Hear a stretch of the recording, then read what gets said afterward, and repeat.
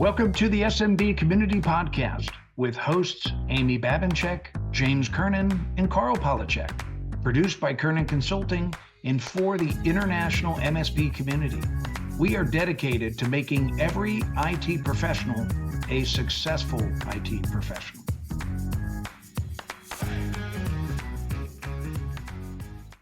The SMB Community Podcast is sponsored by Kernan Consulting and the Millionaire Mastermind peer groups. If you're looking for a small, more intimate growth group that will help you with your strategic planning, sales and marketing, and helping hold you accountable in a professional but fun way, then come check out the Millionaire Mastermind peer groups, mmpeergroups.com for more information. Thank you. Hey, everybody. Welcome back to the SMB Community Podcast. This is James Kernan with Kernan Consulting, and I am here with my good friend, Miss Amy Babinchek. Hey, Amy, how are you? I'm doing very well, James. Thank you. And it is a shame, everybody, that you're not watching right now because I think I'm having a good hair day today. It's a little crazy. I got to go get a haircut later today, but I finally got my hair cut. It was a very good thing. I think I told you last time that my hair person was out for 3 weeks, which coincided exactly with when I was supposed to go in and get a haircut. Amy, you've been on the road, so what have you been up to? I think you just got back from a show you spoke at. I did. I just got back from SMB Tech Fest. What a great show. They hold those every quarter, much like you hold yours every quarter. Dave Seibert out in California holds SMB Tech Fest every quarter. He has different speakers every quarter, really super professional show environment. It's really good. And, you know, I was really, I spoke 2 different sessions. I spoke about one on how we're going to modernize our MSPs to encompass security.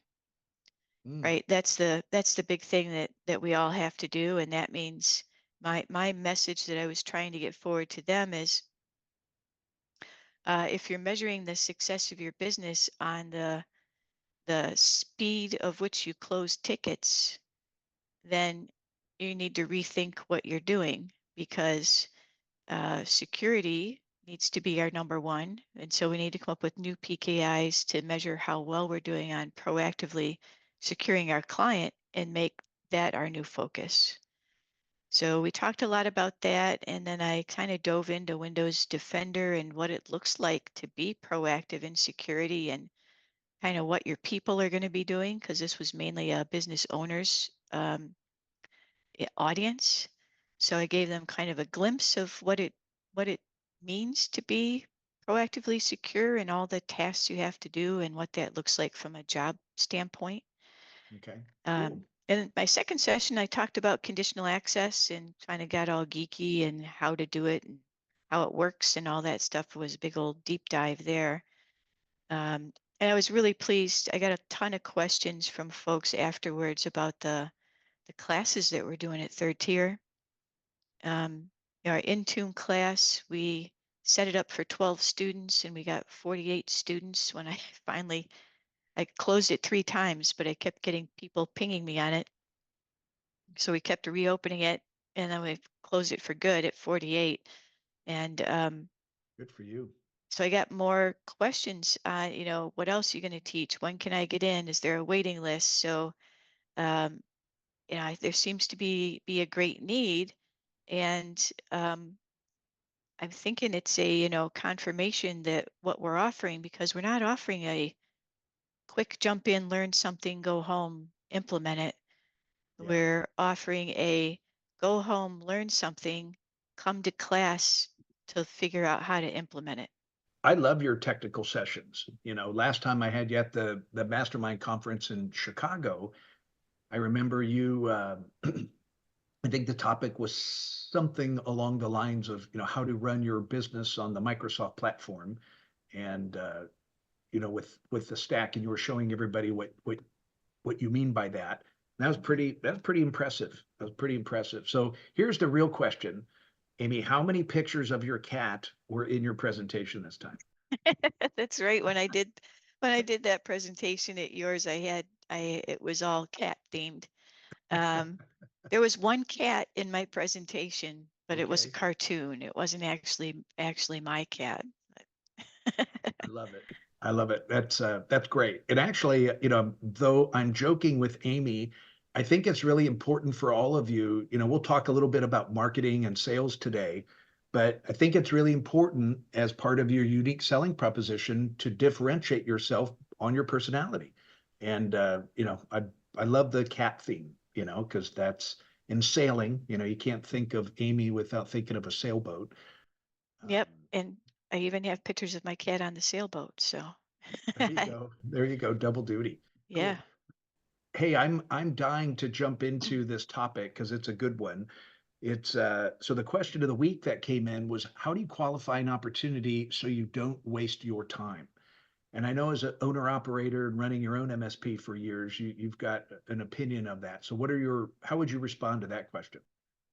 I, yeah, we have no time to waste, right? Because you said the words owner operator. So that usually means that we're also the salesperson. Yep. Um, and we don't have time to waste.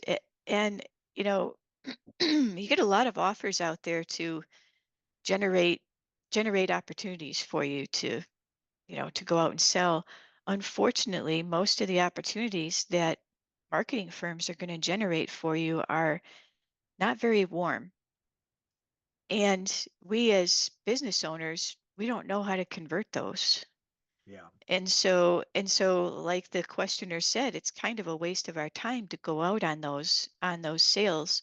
So my technique was to make sure that the potential customer is already self-selected that they might want to do business with us. Yeah. And that was the really important key, right? So it's my opportunity to lose rather than my opportunity to win, and that was a big differentiator in the way that we did marketing. Um, I would put a lot of marketing and information out there, thought leadership stuff, direct mail, um, but none of me actually reaching out one-on-one, cold calling, generating appointments kind of thing. It was just putting out good information, making contact with businesses in the area, and then waiting for them to call me.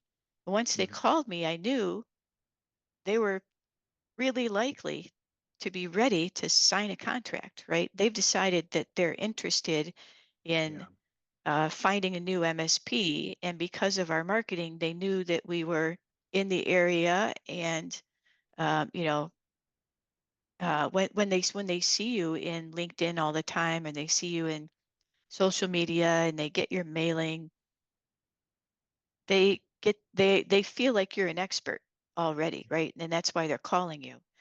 And Yep. so that's why Love I it. say it's your opportunity to lose, because they're already have self-selected when they make that call that they're ready to make a switch from whoever they're using now to probably you, Yeah. right? Unless you do something wrong at that call. And many times I was able to get them to sign that contract on the first time we physically met in person.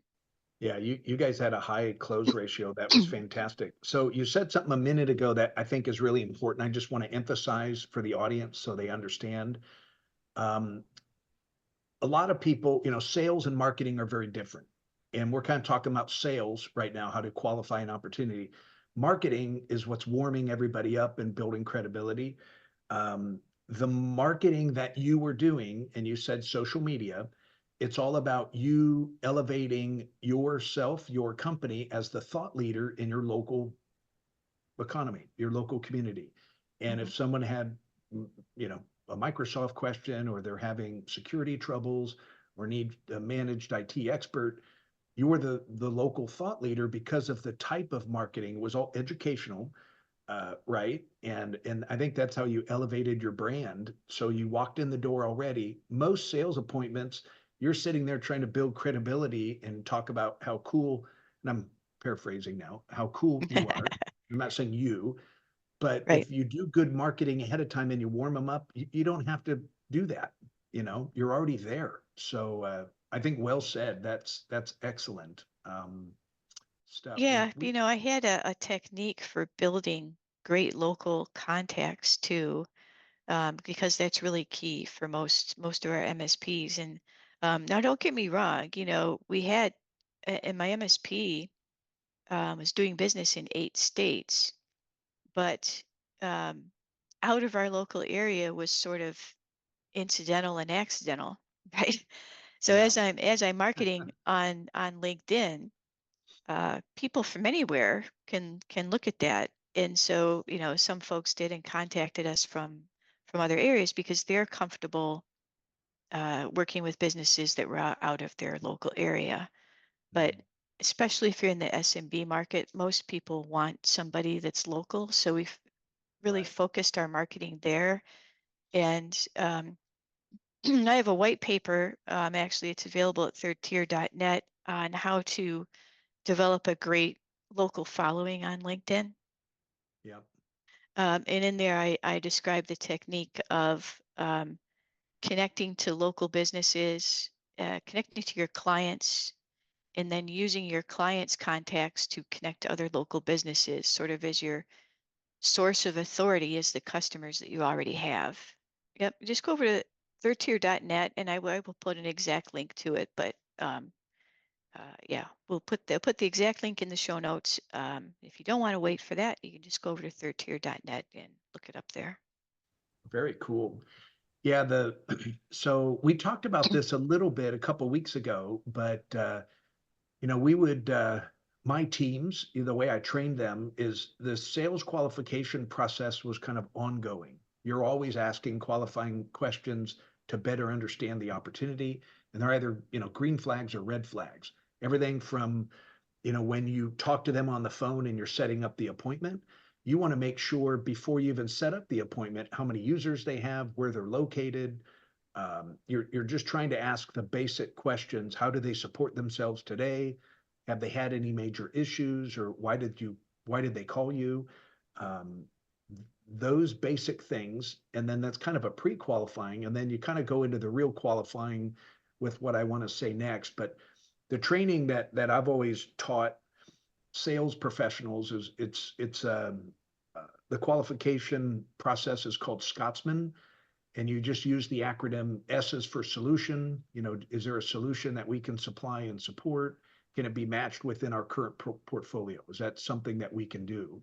Mhm. C is competition. Are you aware who you're competing against? Are they doing it internally, or is there an incumbent MSP that's in there? Originality, this is an important one to me. Is there something different or unique that you can bring to the potential sale that only you can do? Or are you just bidding out? Do they just want a price per seat or per user?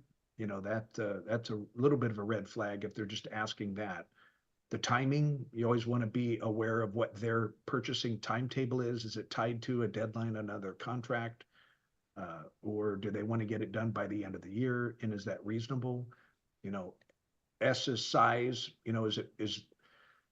Is the juice worth the squeeze? Is it worth your effort of engaging in a sales process? M was money. Do they have a budget? Is it approved? How are they doing it before? Sometimes without directly asking the budget question, you can get answers to that question by just finding out how they support themselves today. They'll be happy to share that with you. And then A is authority. Are you talking to the right person? And a question, instead of downgrading, I always like asking the question, hey, above and beyond yourself, who else is involved in the decision making of what you do? Who you buy from and what you buy. Because it's important that we involve them in the meetings as well. So I always like finding out the authority figures. And then N is for need. Can you match the need, and are you aware of everything that they really want? And half the time, in my experience, when you're interviewing a prospect, they don't really know what they need yet. So that's where an assessment would be really valuable. So you could you diagnose. We're the experts. We're supposed to diagnose the problem, not have them tell us what their problem is.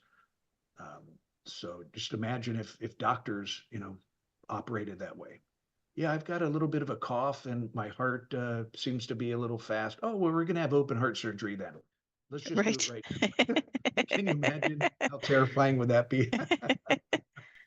Woo, got to get a new doctor.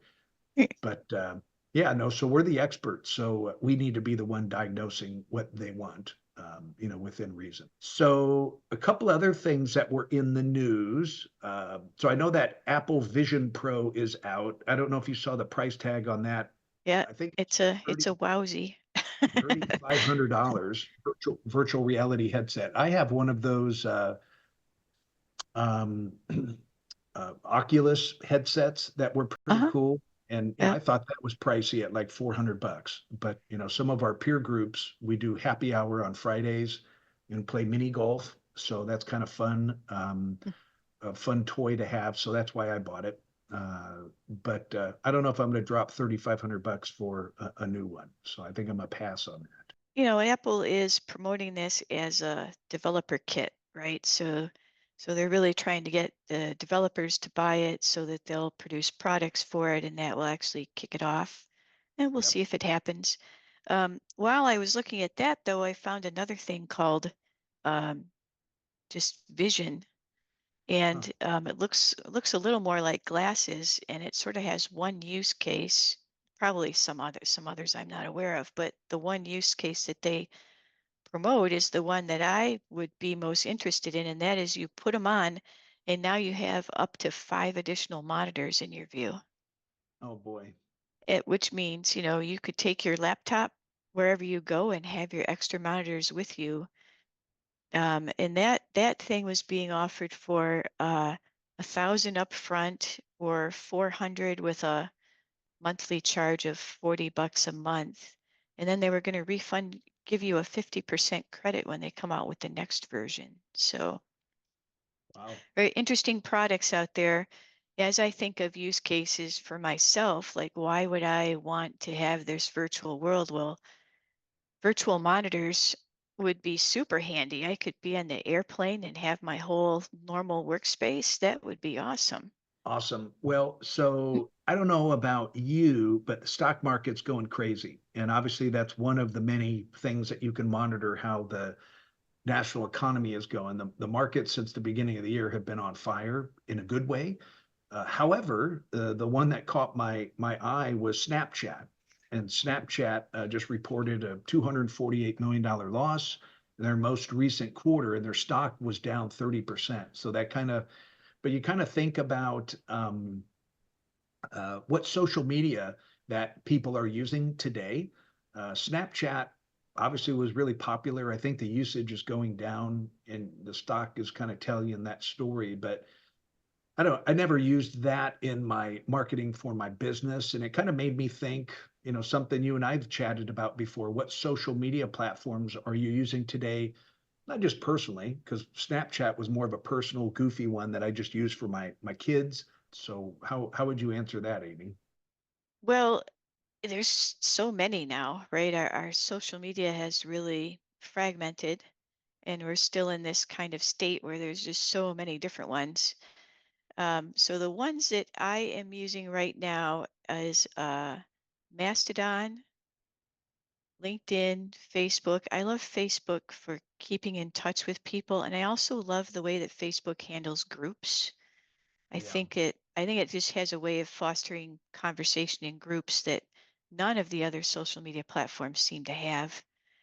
Um, so what did I say? Mastodon, LinkedIn, Facebook. Um, I'm kind of dipping my toe into Threads a little bit. I'm not super happy with Threads yet. It's not really grabbing me. Yeah. But Threads and Mastodon are apparently going to be merging.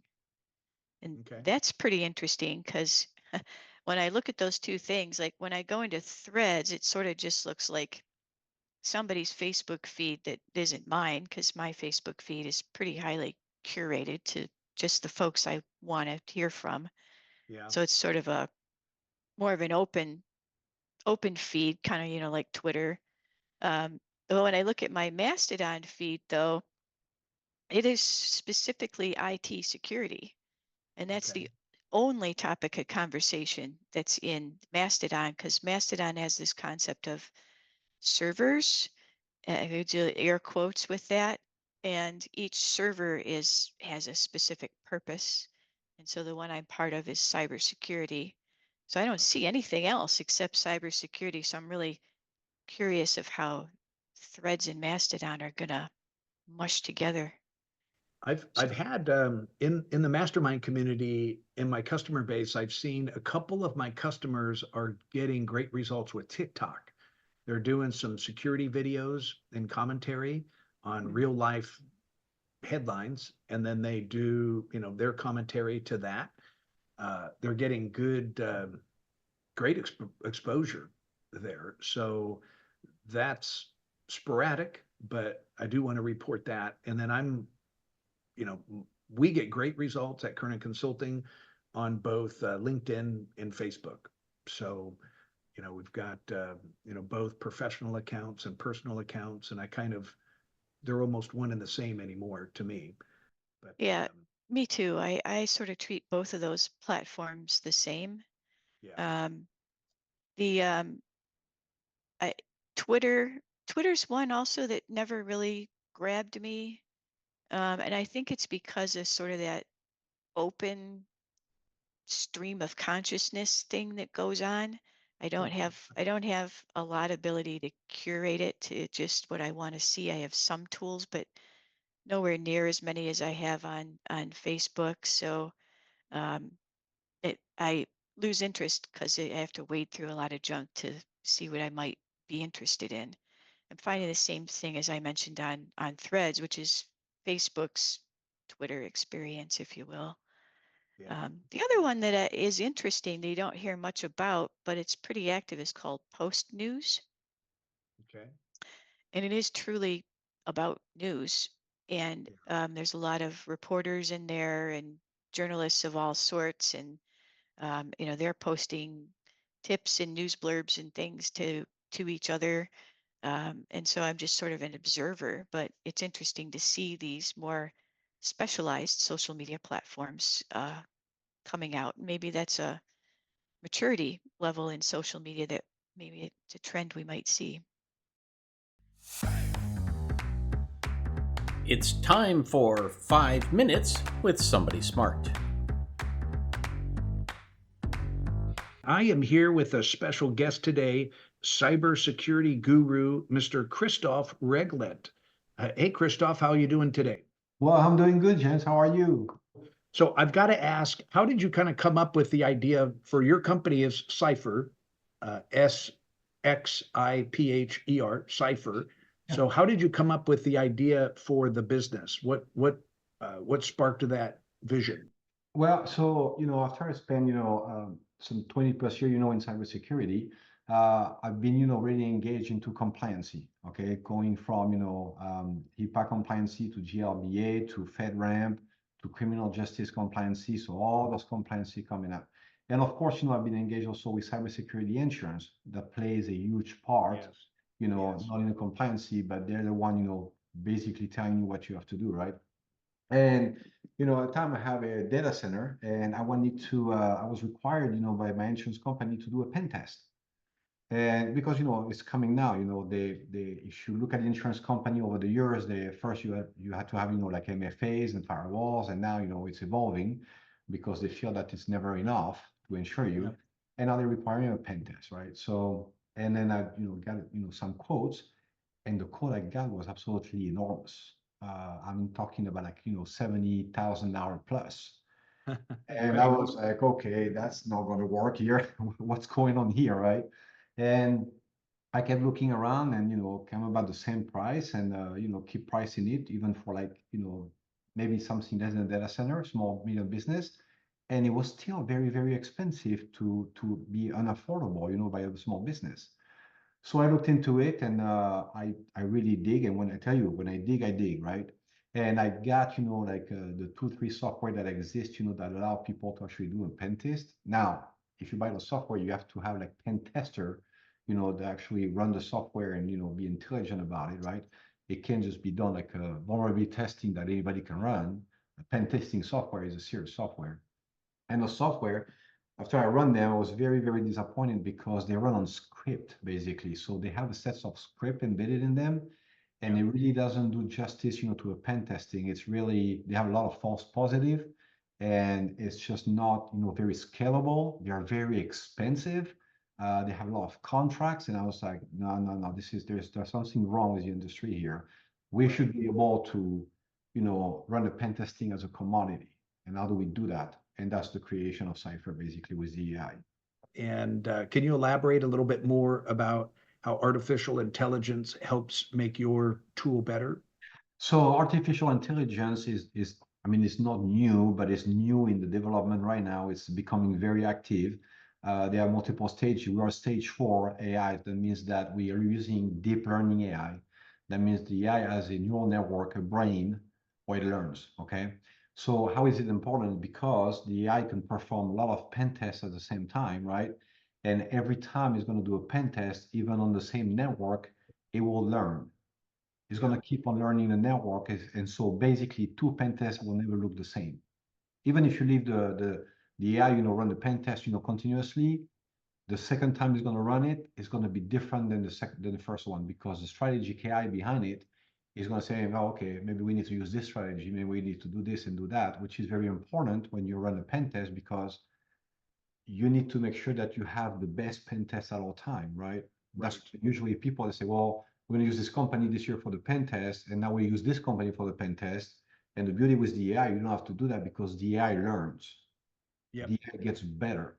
And it's going to get so much better that by October, it will be able to create its own 0-day exploit. Wow. That's the power, they're going to have at the fingertip, basically, at that price. And then to me, the best thing, everybody wants a good deal, and your product is the best value I've seen in the marketplace. But you guys are running a promotion this spring as well. What was the promotion look like? The promotion is going to only happen in March, and it's going to be 20% off every license they buy. So it's not going to be $1,000, it's going to be $800 for 10 licenses, basically. 20% discount in the month of March. That's amazing. That's it. Yeah, the month of March. Yeah. Cool. All right. So for you tire kickers out there, March Madness has started. You need to reach out to Christophe's team and talk to them at cypher.ai. So, hey, that's about all the time we have for us today. Christophe, thanks for being on the program, and we will catch up with you soon at the next show. James, it's always a pleasure to talk to you, man. On that, I'm going to go ahead and close out. I hope everybody enjoyed our commentary today and the questions. Hey, we'd love to hear from you. So if you've got questions like that, we're getting more and more engagement from you. Thank you. Thank you. Just reach out through the SMB Community Podcast website and submit your questions there, or just email me at james@kernonconsulting.com. We'd love to hear from you and answer your questions right here live on the show. All right, I think we're going to go ahead and sign off. Amy, thanks for being here today. Love your input. Good to see you, and I will catch up with you next time.